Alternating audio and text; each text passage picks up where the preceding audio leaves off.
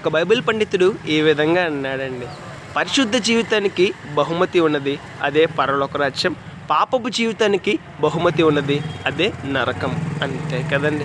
మనం ఈ లోకంలో పరిశుద్ధంగా జీవిస్తే మనకు ఒక బహుమతి దాగి ఉన్నది. ఏంటా బహుమతి?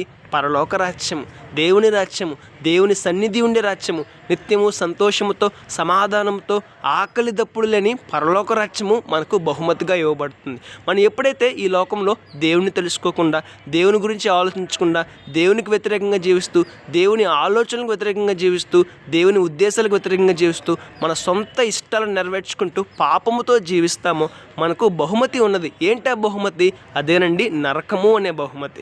నరకము ఎలా ఉంటుంది? నిత్యము అగ్నితో ఉంటుంది, నిత్యము బాధతో ఉంటుంది, నిత్యము వేదనతో ఉంటుంది. అక్కడ ఏడ్పును పండ్లు కొరుకుడును ఉంటుందండి. ఎంతో వేదనతో ఉండే ప్రదేశం నరకము అనే ప్రదేశం. ఇది ఎవరికి బహుమతిగా ఉంటుంది? పాపపు జీవితాన్ని జీవించే వారికి. ఒకసారి ఆలోచన చేద్దామండి. ఈ లోకంలో మనం జీవించే జీవితాన్ని బట్టి రేపటి దినాన మనకు బహుమతి నిర్ణయించబడుతుంది. కాబట్టి పరిశుద్ధంగా జీవిద్దాం, నీతిగా జీవిద్దాం, దేవుని విశ్వాసంలో ఎదుగుదాం, దేవుని విశ్వాసంలో ఫలిద్దాం. రేపటి దినాన శ్రేష్టమైన పరలోక రాజ్యాన్ని బహుమతిగా పొందుకుందాం. May God bless you.